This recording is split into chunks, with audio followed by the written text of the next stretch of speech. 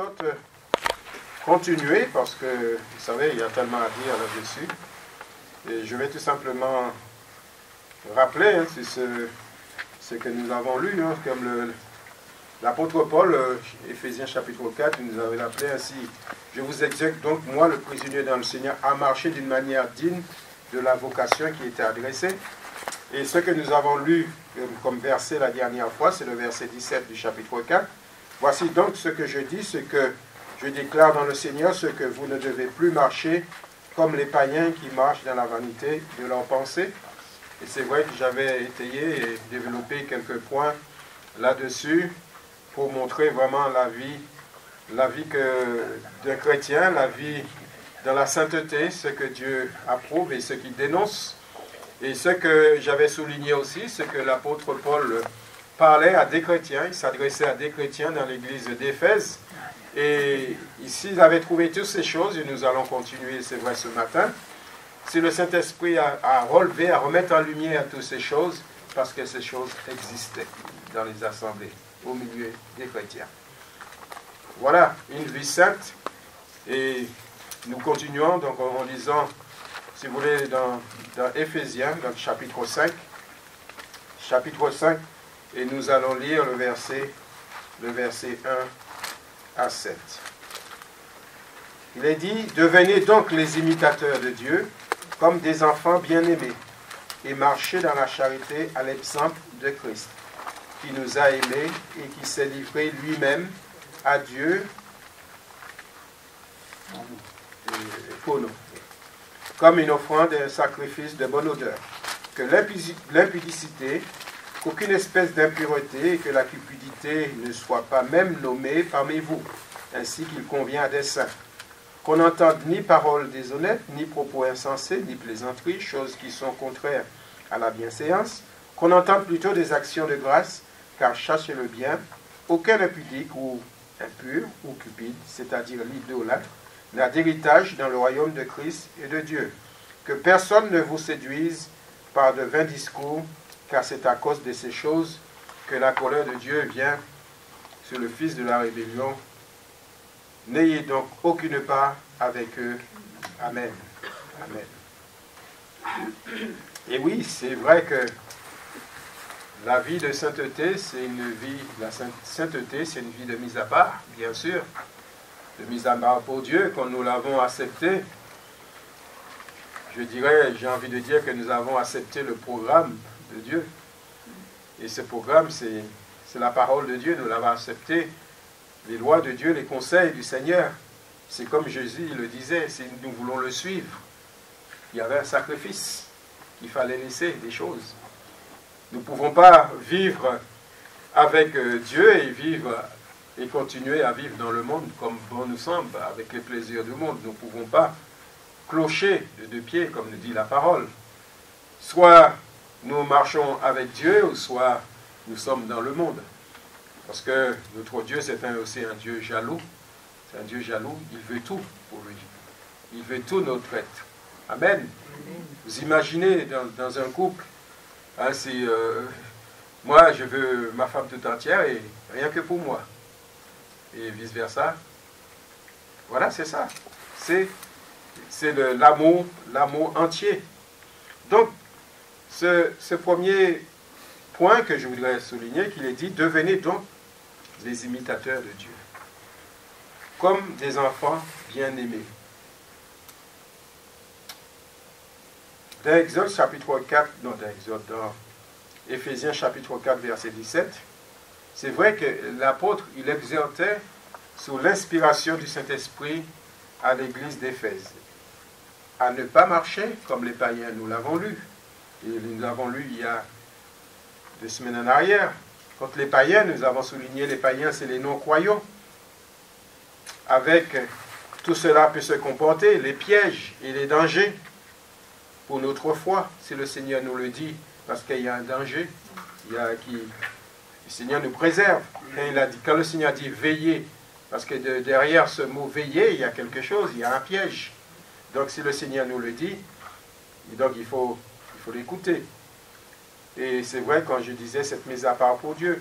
Rappelons que si le Saint-Esprit a mis toutes ces choses, ces points en lumière, parce qu'il existait vraiment.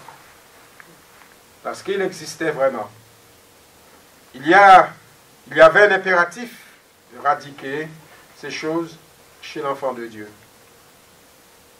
C'est vrai que je disais aussi qu'on peut cacher les choses aux hommes, parce que nous voyons ce que nos yeux voient, nous voyons l'extérieur, c'est l'apparence. Mais nous savons que Dieu va plus loin que ça. Le regard de Dieu nous connaît. Dieu voit, et c'est vrai, on ne peut pas cacher les choses devant Dieu. Et le but de Dieu, et ce qu'il désire, que nous ne restions pas, frères et sœurs, dans la médiocrité de notre vie spirituelle, mais écouter ces exhortations comme un avertissement. Comme un avertissement pour corriger et poursuivre notre marche avec lui. Le but de Dieu, c'est vrai, quand il nous dit quelque chose, quand il nous reprend, il veut corriger, redresser notre vie chrétienne dans cette vie de l'esprit et dans la sainteté. Vous savez que nous vivons dans l'esprit. Quand nous prions, je l'ai souligné dans les chants, quand nous louons le Seigneur, nous l'adorons, c'est par l'esprit. Quand nous prions, c'est pareil, nous sommes en relation avec notre Père Céleste. Il faut falloir que je parle aussi là-dessus. C'est que, vous savez, les habitudes peuvent nous jouer des tours. Les habitudes peuvent nous jouer des tours. Parfois, nous pouvons se trouver là, et nous prions, et nous pouvons arranger notre prière soit bien. Parce qu'il faut que les autres qui sont autour de nous puissent l'entendre, les bonnes phrases, les bonnes conjugaisons, les bonnes tournures de phrases. Vous savez, nous sommes un peu détachés de cela. C'est-à-dire qu'on peut prier en formulant une prière bien à l'entendement de notre tête et aussi aux autres qui nous suivent. Mais ce n'est pas ça. C'est que quand nous prions, nous sommes en relation avec Dieu. Moi, quand je prie, parfois, je ne sais même pas ce que je dis. Je dis, vous savez, je peux employer le verbe après le machin, mais... Et même parfois, je prie dans mon dialecte, je prie en créole. J'ai oui. Et bien, parce que c'est proche, vous savez, quand on prie dans sa langue, on est plus proche. Il y a des mots qu'on peut dire, on peut dire n'importe quoi. Seigneur, parfois quand je prie, il faut que je cherche mes mots, il faut que je les place. Vous voyez? Donc, ce qui veut dire, c'est que quand je prie et je loue en esprit. Je suis déconnecté de tout ce qui peut être autour de moi. Si je fais une faute, non, c'est pas important pour Dieu. Dieu regarde la motivation du cœur. Amen. C'est la sincérité. Si je m'approche vers Dieu avec un cœur sincère, Dieu le regarde cela. Il ne regarde pas si la prière il est bien formulée, si les virgules c'est bien à leur place. Non. Non. Bon, c'est bien sûr, ceux ils ont reçu une bonne culture, il ne va pas parler n'importe comment, bien sûr. Mais ce que je vais dire, c'est que ce n'est pas d'importance. Quand nous prions, il faut connexion avec Dieu. Mais oublions ce qui est à côté de nous. Ne cherchons pas à formuler quelque chose qui nous plaît. Alors, je ne sais pas si vous me comprenez, mais c'est quelque chose qui m'a vraiment, que j'ai pu observer. Donc, notre relation, Dieu est esprit. Il faut que ceux qui l'adorent en esprit et avec vérité. Amen. Avec vérité. Parce que le Seigneur connaît nos cœurs. Il sait que si la prière est sincère ou pas. Il sait quelle motivation qu'il y a derrière. Pourquoi je demande ça à Dieu? Pourquoi tu me le demandes? Toi, tu me le demandes, les autres, ils croient ça, mais moi je sais, je connais la motivation de ton cœur. Vous savez que Dieu connaît la motivation de notre cœur. Si nous sommes là ce matin, parce que c'est par hasard avec Dieu. Parce que nous devons être là. Amen. Parce que nous avons quelque chose à apprendre, à entendre de la part de Dieu. Et je suis content, parce que je sais que c'est le Saint-Esprit qui conduit. Et c'est lui qui peut apporter ce que nos cœurs ont besoin.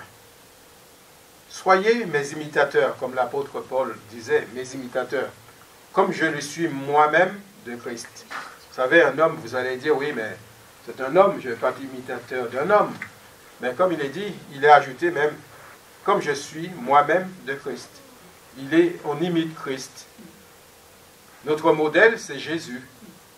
Vous savez, quand on voit quelqu'un, un homme, serviteur de Dieu, qui marche droit avec le Seigneur, eh bien, on a envie de l'imiter, frères et sœurs, parce que c'est quelqu'un qui, bon, il a ses faiblesses comme nous-mêmes, hein, attention, hein. Nous sommes, les hommes ne sont pas faillibles. C'est des hommes, ça reste des hommes. Mais vous savez, comme l'apôtre pouvait dire, soyez mes imitateurs. L'apôtre pouvait se présenter devant ces chrétiens de Corinthe, en leur disant, faites comme moi, qui obéit le Seigneur. Faites comme moi, qui met en pratique, ou plus ou moins qui par le Saint-Esprit, bien sûr. Imitez-moi, comme j'imite Christ. C'est un peu ça que l'apôtre pouvait dire. Les enfants de Dieu sont aimés par Dieu.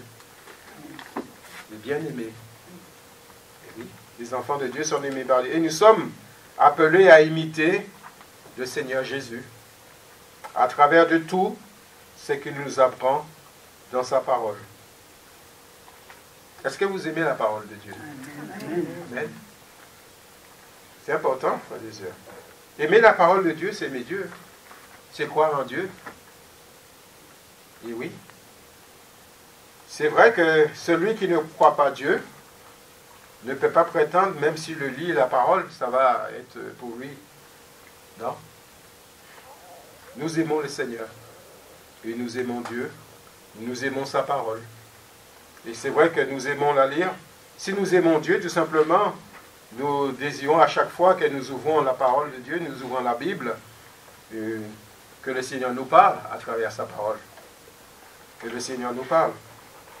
Au verset 2, « Et marcher dans la charité à l'exemple de Christ, qui nous a aimés et qui s'est livré lui-même à Dieu pour nous comme une offrande et un sacrifice de bonne odeur. » Et dans Éphésiens 4, 32, il dit « Et soyez les uns pour les autres, bons, pleins de compassion, vous pardonnant réciproquement, comme aussi Dieu vous a pardonné en Christ. » Et ça, je l'avais développé un petit peu la dernière fois sur le pardon. Être bon, plein de compassion. L'apôtre insiste ici sur cette pensée en nous exhortant à imiter Dieu dans sa miséricorde. Dans sa miséricorde. Des enfants bien-aimés doivent ressembler à leur père. Non seulement leur père ou à leurs parents, non seulement sur le plan physique extérieur, mais pour ce qui concerne le plan spirituel de l'intérieur. Le Seigneur Jésus a mis un point d'honneur sur le pardon. Ça, c'est important, le pardon. Vous savez que celui qui ne pardonne pas, le Seigneur dit aussi, il ne pardonnera pas non plus. Le pardon. Dieu nous a pardonné de nos péchés, de nos iniquités. Et nous devons nous pardonner réciproquement les uns les autres, frères et sœurs. Et quand il y a quelque chose, et même la parole de Dieu, même s'il n'y a rien, il faut aller devant pour réparer. Et pourtant, on n'a rien comme personne. Le pardon. Le Seigneur Jésus a mis un point sur le pardon. Demander à Dieu pardon. Non seulement demander à Dieu pardon, mais entre les enfants de Dieu, par ce pardon réciproque. Amen. Oui, si vous pardonnez aux hommes leurs offenses, votre Père Céleste vous pardonnera aussi. Donc, il est dit aussi que si vous ne pardonnez pas aux hommes, votre Père ne vous pardonnera pas non plus. Et oui, Dieu c'est un Dieu juste, frères et sœurs. Mais si vous ne pardonnez pas aux hommes, votre Père ne vous pardonnera pas vos offenses.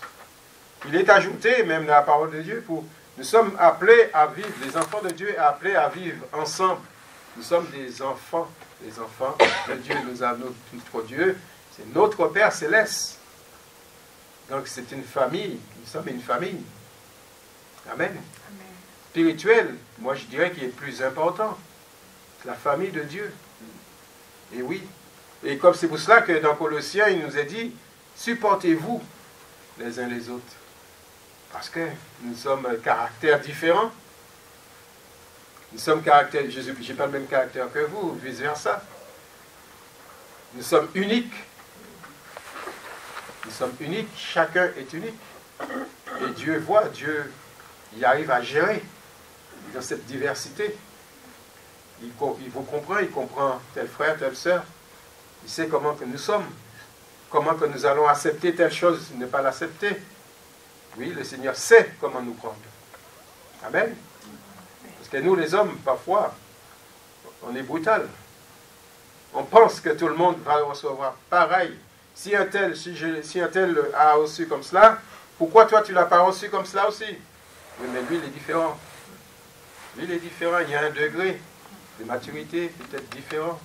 Ça ne veut pas dire qu'il est plus bas que toi. Il est peut-être au même niveau parce que Dieu voit tout le monde au même niveau. On n'est pas mieux qu'un autre. Moi, je ne suis pas mieux que vous. Je ne suis pas mieux que vous.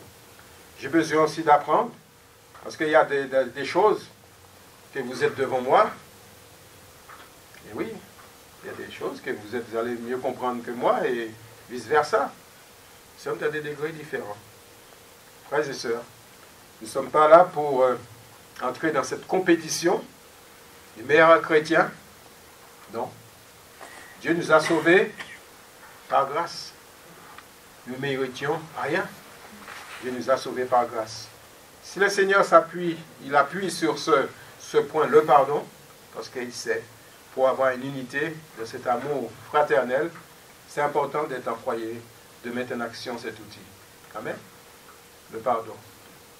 Et c'est vrai que imiter Dieu, c'est marcher à l'exemple de Christ. Il est miséricordieux. Donc soyons miséricordieux. Miséricordieux, Dieu pardonne. Vous savez, à chaque fois que nous approchons vers lui, nous le demandons pardon, avec sincérité de cœur, le Seigneur pardonne. Il ne va pas étaler devant nous, oui, tu te rappelles, tu m'as fait ça, tu n'es pas venu à la réunion, etc. Non. Nous avons demandé pardon au Seigneur avec ce cœur sincère, le désir de s'en sortir. Le Seigneur pardonne. Et quand il est pardonné, ça y est, il ne se rappelle plus. Quand le Seigneur dit, ça y est, c'est fait. Je me rappelle comme un frère, il n'y a pas longtemps, j'ai entendu d'ailleurs, à chaque fois que nous demandons pardon au Seigneur, il a pardonné. S'il y avait quelque chose, une petite gravure sur une page, ben, il essuie. Et la page est devenue en blanche. La page est blanche. Devant Dieu, c'est ça. Dieu pardonne. Et c'est vrai que c'est pareil, je ne vais pas redire ce que j'ai pu entendre, mais on ne remet pas en question notre salut. Il n'y a plus de condamnation pour ceux qui sont en Jésus. Il n'y a plus de condamnation. Ce qui apporte celui qui apporte le doute dans nos cœurs, c'est le diable. Qui veut apporter le doute pour nous décourager, bien sûr. Mais non, il n'y a plus de condamnation. Nous marchons avec le Seigneur. C'est vrai que nous avons notre faiblesse, mais le Seigneur le sait. Dans notre faiblesse, le Saint-Esprit il vient là, il vient nous aider, frères et sœurs. Il vient nous booster. Et nous repartons. Parfois, ça ne vous arrive pas à dire « je suis comme sur le chemin assis, je suis fatigué, je m'assois un peu, je prends un peu de souffle. » Et pourtant, il faut avancer. Ah oui. Et il y en a qui avancent.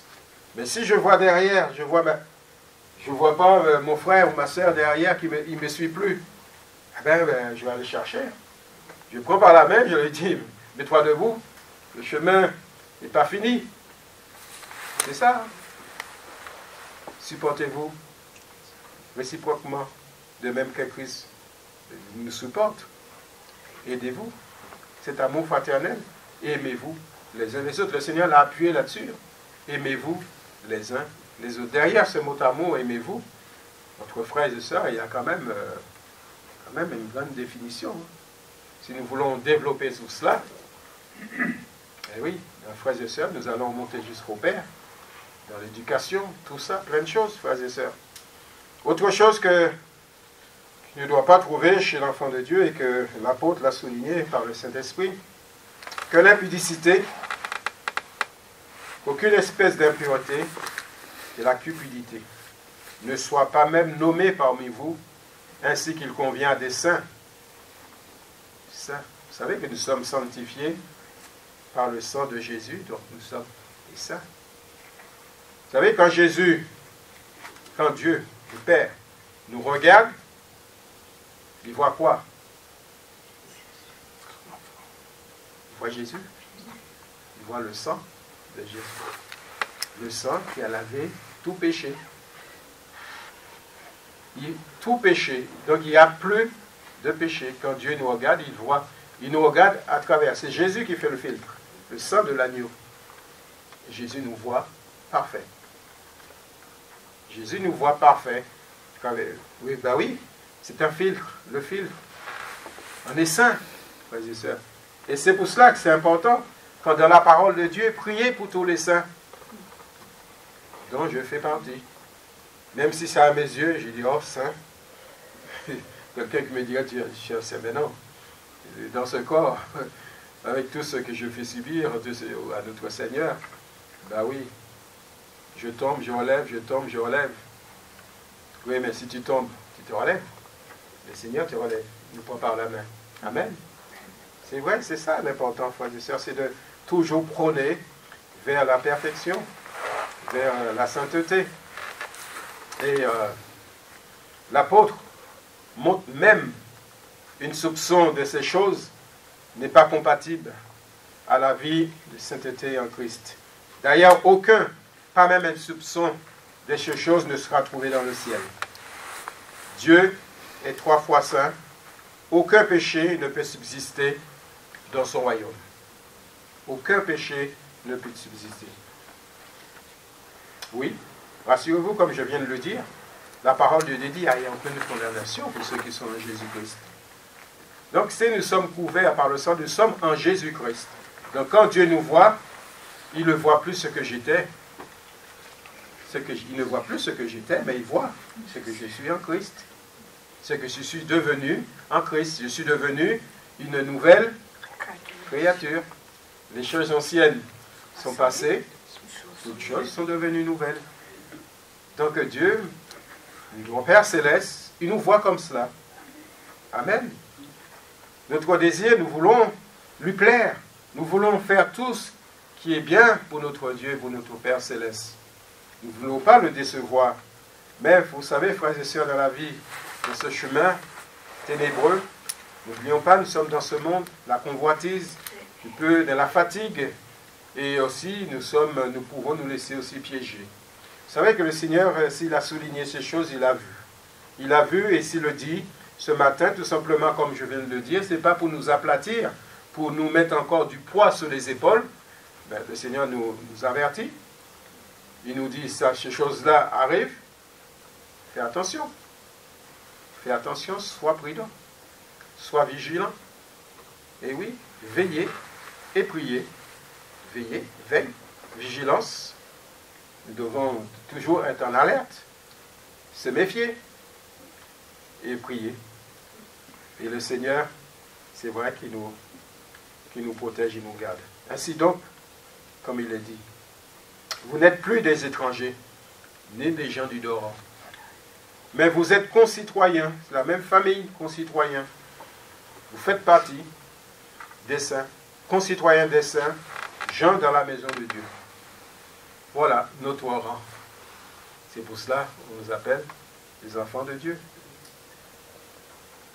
Fils de Dieu. Par Jésus-Christ, par la grâce de Dieu, frères et sœurs. Par le sang de l'agneau qui a coulé, qui a lavé nos péchés. Nous l'avons accepté un jour, cela. Le moment que nous avons accepté Jésus dans notre cœur, et nous avons accepté cette transformation. Nous avons accepté ce que le Seigneur, que Dieu nous a donné, que Dieu nous donne par Jésus-Christ. Amen. Mais ça, il faut rester attaché en Jésus. Il faut rester attaché. Il ne faut pas lâcher la main du Seigneur. Et que c'est vrai. Et que c'est là qu'il est important aussi d'exhorter, mais aussi d'encourager. Parce que, comme je disais, il y a la fatigue. Ça vous arrive jamais d'être fatigué? Ça vous arrive jamais d'être découragé? Et oui, ça fait partie aussi des enfants de Dieu. Il ne faut pas se voiler la face. Il ne faut pas dire parce qu'on est chrétien, ces choses-là ne doivent pas arriver. C'est faux. C'est de l'illusion. C'est de l'illusion. N'oublions pas, nous sommes dans ce corps. Dans ce corps. Ce qui subit les autres, les païens, c'est les non-croyants dans la maladie, nous aussi, nous pouvons le subir. C'est pas exempt. C'est pas parce qu'on est... C'est pas ça que le Seigneur a dit. Hein. Il n'a pas dit au moment que vous allez m'accepter, que vous allez devenir enfant de Dieu, ça y est, vous allez vivre éternellement, sans maladie. Vous n'allez même pas mourir. C'est pas ça qu'il a dit. Hein. La loi, c'est la loi. Quand le Dieu a mis cette loi, la loi, il est figé, il est écrit. Il est écrit. Quand il a dit à nos premiers parents, le jour où tu mangeras, tu mourras. Ça, c'est une mort spirituelle, la mort de l'âme. Mais le Seigneur a dit, tu es poussière, tu retourneras dans la poussière. Il n'a pas dit aux non-croyants, il n'a pas dit seulement aux... Voilà, il a dit aussi aux chrétiens. Je suis poussière, je retournerai dans la poussière. Amen. C'est pour vous dire, frères et sœurs, c'est que ce n'est pas parce que nous sommes chrétiens que nous sommes exempts de la maladie. Mais le Seigneur nous a dit aussi qu'il est capable aussi de nous guérir. Amen. Il peut nous guérir instantanément. Là où, peut-être, parce que ça, il ne faut pas aussi de dire c'est la médecine, c'est le monde, non. Ça en fait partie de ce que Dieu a mis en place. La médecine, ils ont la progression, ils ont aussi leurs failles, ils ont leurs limites. Et souvent, quand ils arrivent à leurs limites, que Dieu prend la relève. Amen. Et oui, parce que Dieu est au-dessus. Dieu est au-dessus et Dieu prend la relève. C'est pour cela que notre priorité, nous devons le mettre dans notre Père Céleste. Ça ne veut pas dire que je ne vais pas aller voir le médecin pour faire un bilan, etc. Non. Mais ma confiance est en Dieu. Ma confiance est en Dieu. Oui, parce que c'est lui qui dirige ma vie. Seigneur, si tu veux me guérir, tu me guéris. Si tu veux que c'est comment dirais-je, la médecine qui me guérit à travers les traitements, qui me guérit, mais que ta volonté soit faite, Seigneur. Amen. Maintenant, on pourrait dire, Seigneur, si tu me guéris, gloire soit rendue à toi. Si tu ne me guéris pas, gloire soit rendue toujours à toi. Amen. Ah, c'est pas facile à dire ça. Hein? Parce que nous, l'humain, c'est ça. On n'aime pas souffrir, et moi le premier. Moi le premier, on voudrait être, quand je suis malade, je voudrais avoir une bonne santé. Ça, c'est tout à fait normal, légitime, frères et sœurs. Mais quand nous prions, que nous disons que la volonté de Dieu soit faite, ben c'est Dieu qui décide. Parce que nous donnons cette décision à notre Seigneur. Oui. Ainsi donc, vous n'êtes plus des étrangers, ni des gens du dehors. Par le sacrifice, c'est vrai que nous avons souligné ce point. Par le sacrifice de Jésus, son sang a effacé tous nos péchés et nous sommes passés de la mort à la vie, de la mort éternelle à la vie de Dieu. Et nous vivons en nouveauté de vie, frères et sœurs, par l'Esprit. Je le souligne toujours par l'Esprit. Il y a des choses qui ne doivent ni trouver, ni rester dans nos vies. Il est dit, même pas nommées parmi vous. Il y a des choses qui ne doivent même pas nommer parmi vous. Et pourtant, le Seigneur a découvert ces choses-là dans cette Église. Si l'apôtre Paul, le Saint-Esprit l'a soulevé, la met en lumière, c'est pour qu'il puisse corriger le tir. C'est pour qu'il puisse corriger. Le Seigneur donne toujours. C'est un Dieu miséricordieux. Il ne veut pas notre perte.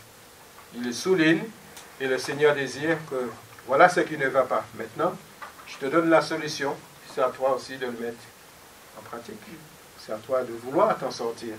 Et cela, frères et sœurs. Et ce verset, vous savez que c'est des choses que nous devons savoir. Toutes ces choses que nous l'avons soulevé, qui est peut-être négatif et à notre entendement, qui est dur d'en entendre. Et les Corinthiens nous le rappellent, le Corinthiens chapitre 6, verset 9.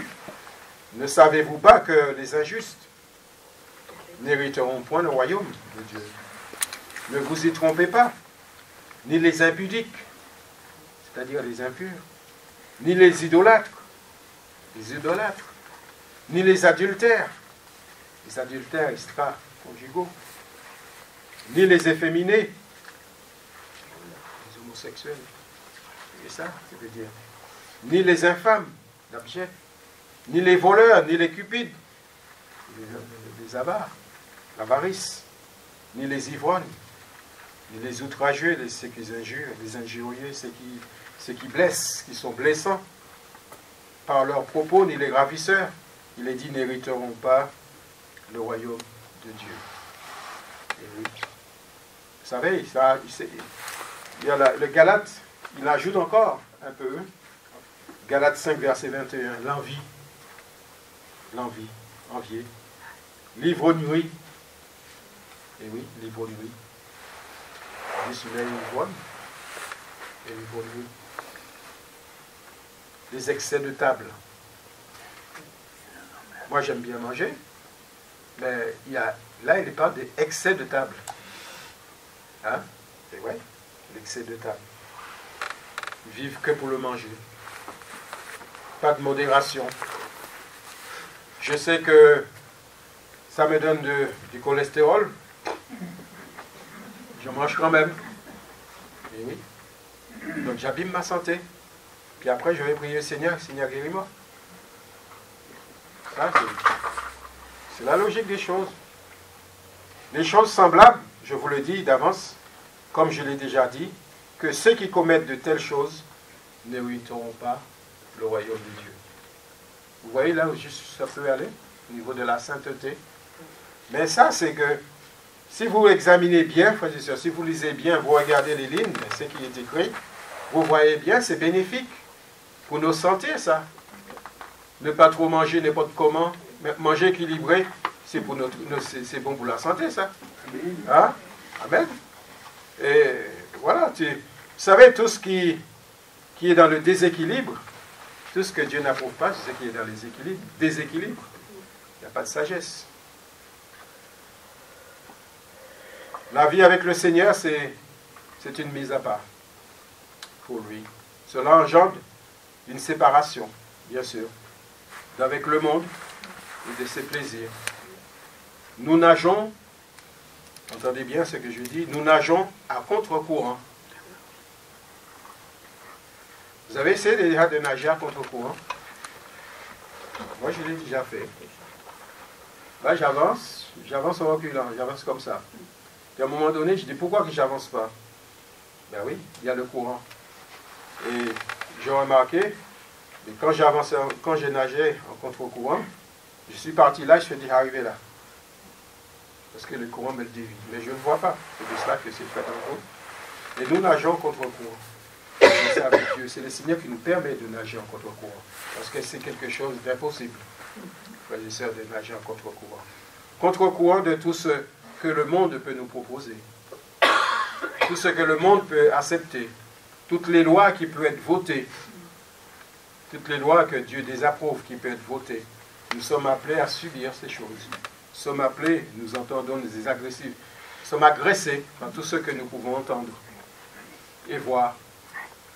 Serait-ce dans l'éducation des enfants ou autres.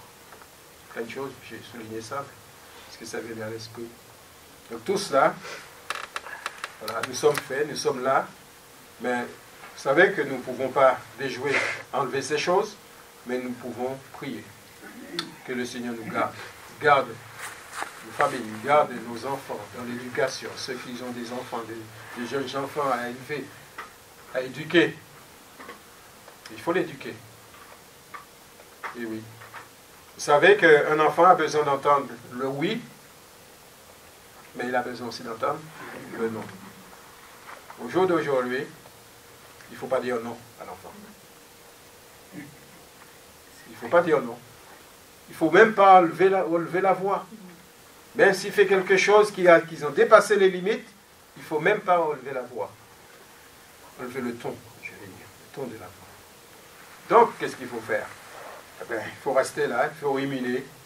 Il faut ruminer, puis laisser tout faire. Vous savez, ce n'est pas quelque chose que je vais vous apprendre. Laissez tout faire à l'enfant, ça va l'amener à quoi? Est-ce qu'on l'aime l'enfant, qu'on le laisse tout faire? Non, non. Non. C'est comme, je ne sais pas, moi je ne suis pas bien spécialiste là-dessus, mais quand je plante un arbuste, au début, il faut mettre un tuteur. Et il y a des branches qu'il faut dégager au fur et à mesure que l'arbre pousse. Si je veux qu'il pousse, droit. C'est valable dans l'éducation. On ne peut pas laisser tout faire. Et notre société, malheureusement, il passe de sa position. On ferme cette parenthèse.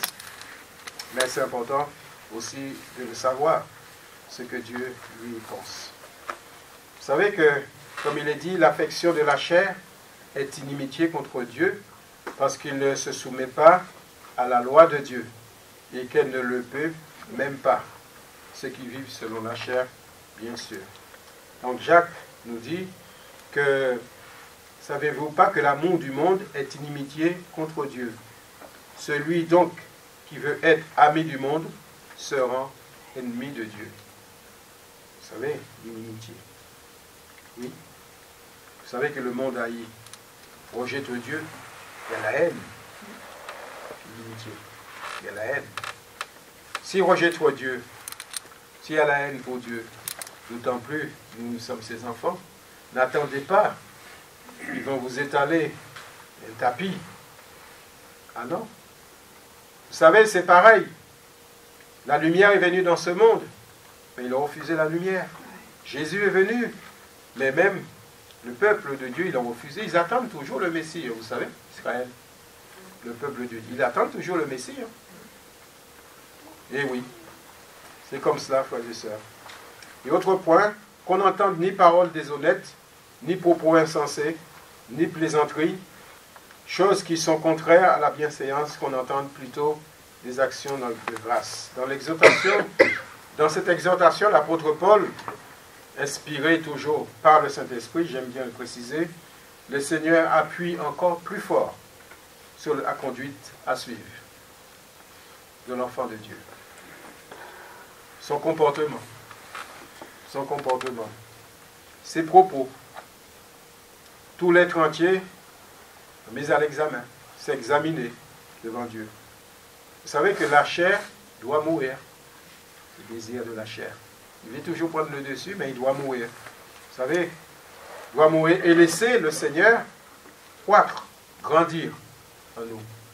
C'est ça, nous chrétiens, c'est que notre chair, tout ce qui est de la chair, mais on ne peut pas le supprimer, la chair, il est là-dedans, mais il doit mourir. Que la vie de l'esprit puisse prendre la place, la vie avec le Seigneur, puisse prendre la place. Et c'est valable dans tout le changement. C'est vrai qu'on ne peut pas, parfois quand on dit on ne peut pas changer quelqu'un, changer le caractère, je dis c'est faux. Parce que le Seigneur peut tout. Le miracle de Dieu, il peut le changer. Je ne sais pas si je n'ai pas le temps ce matin de vous donner mon témoignage, mais vous savez que j'étais quelqu'un quand même de violent dans l'ensemble. Et oui. Et le Seigneur m'a transformé. Hein. Bien sûr, il y a la patience de Dieu. Quand il met la patience, il nous donne cette patience. Mais ça n'a pas fait du jour au lendemain. Hein. Vous savez, quand vous êtes confronté, et puis la chair, il est là, ça bouillonne à l'intérieur de vous, tout passe dans la tête, vous avez envie de faire ci, vous avez envie de faire cela. Et le Seigneur dit, calme-toi, Jean-Claude. Calme-toi. Et le Seigneur nous calme. Le Seigneur nous calme. On ne sait pas ce qui peut se passer. Vous voyez, parfois vous voyez un chrétien qui est là, ben, vous dites, ouais, il accepte tout, il est faible. Non, il n'est pas faible, au contraire. Il fuit. Il fuit. Le Seigneur lui permet de fuir. Parce que s'il reste là, il va entrer sur le même terrain, sur le même tempo, et cela va l'amener à quoi? Cela va l'amener à ne pas glorifier Dieu. Et Dieu n'est pas glorifié dans ces moments-là. Et nous pouvons... C'est pour cela qu'il y a des moments, même quand je travaillais, dans mon lieu de travail, je fuyais. C'est-à-dire quand une conversation dégénérait, tout doucement, Jean-Claude, il s'écartait. Et oui, c'est comme ça. Parce que on ne se sent pas à l'aise. Il y a des endroits, le chrétien, on ne s'en sent pas. Il y a des chrétiens, il y a des endroits que nous ne pouvons pas aller. Parce que il faut toujours poser cette question, Seigneur, est-ce que ça te plairait? Est-ce que toi, tu iras là? Dans tout, dans notre vie. Et je vous juge pas, je ne veux pas juger. Parce que moi aussi, comme je disais, j'ai ma part aussi. Mes lots de difficultés. J'ai aussi cette progression aussi à faire dans le Seigneur. Donc, déshonnête. Déshonnête comme si on disait malhonnête. Choquant, indécent. Les insensés, c'est... On dit un insensé, c'est fou. C'est personne dépourvue d'intelligence, de sagesse. Il parle aussi de plaisanterie. Amusement, des blagues, la badinerie, action de plaisanter, faire des choses par plaisanterie. Qu'on dit toujours plaisanterie de mauvais goût. Vous savez, pour expliquer, je savais que parfois on me dit, on me faisait des plaisanteries. Oh, c'est pas grave, c'est pour rire. Mais vous savez, quand j'ai entendu cette plaisanterie, qu'est-ce qu'il a fait, mon cerveau? Il a emmagasiné cette parole. Et ça m'a froissé dedans. Et quand la personne a dit ces plaisanteries, eh bien ça...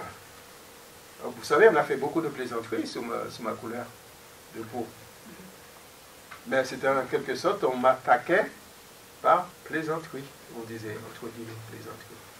Mais vous n'avez jamais vu ces choses-là, même pour vous, qu'on veut vous dire quelque chose, c'est pour plaisanter. C'est pour cela que le Seigneur nous tient. Vous avertit, il y a des plaisanteries de mauvais goût. Je dirais, il y a plaisanterie, bien sûr, mais qui soit resté correct. Correct. Non pas chercher à blesser, parce que toujours c'est la motivation du cœur derrière. Pourquoi qu'on fait cette plaisanterie? Soit parce qu'il y a des choses dans ce monde, il faut une plaisanterie pour attaquer les gens. Mais, ils disent, c'est pas plaisanterie, c'est pour rire. Voilà, je ferme aussi cette parenthèse. Je vois un autre à ouvrir, mais je préfère fermer cette parenthèse. Parce que la parole de Dieu nous dit dans Matthieu chapitre 5, verset 37, que votre oui soit oui, que votre non soit non. Vous savez, tout ce qu'on y ajoute vient du malin. Oui. Quand je parle avec mes frères ou ma soeur, je parle avec vérité. Je ne parle pas, je ne contourne pas. Je ne contourne pas. Si je lui dis oui, il ne va pas me dire, tu es sûr? Non, que votre oui soit oui. Si je lui dis oui, c'est oui. Il va me croire, oui, il va me croire. Et si je dis non, c'est non. Même dans nos échanges, nous devrions chercher à glorifier Dieu. C'est-à-dire à ne pas attirer l'attention sur notre personne, qu'on puisse avoir une certaine décence de sagesse, d'humilité et de respect pour Dieu. Mais avant de terminer, frères et sœurs, je voudrais terminer assez vite, ne pas prolonger.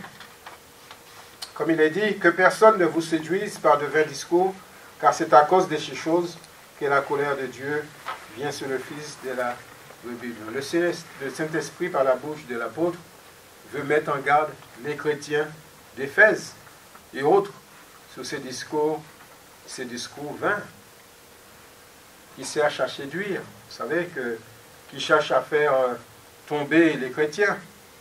Vous savez, la parole de Dieu nous dit de se garder des faux prophètes. De se garder des faux prophètes. Ils viennent à vous en vêtements de brebis. Nous sommes des brebis. Nous sommes les brebis du berger.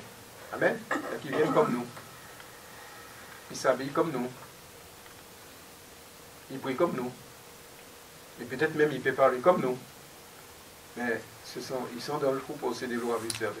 Oui, mais vous allez me dire, oui, c'est un peu difficile. Mais la parole de Dieu nous dit, vous les reconnaîtrez à leurs fruits. À leurs fruits. Comme il dit, cueille-t-on des raisins sur des épines ou des figues sur des chardons? Quand je vais chercher une figue je ne vais pas trouver une prune dans le figuier. Et oui, c'est ça. C'est pareil simple, mais c'est des choses que quand je lis la parole de Dieu, mais je dis c'est vrai. Si je vais chercher une prune dans un figuier, je ne vais pas trouver la prune. Je vais trouver une figue.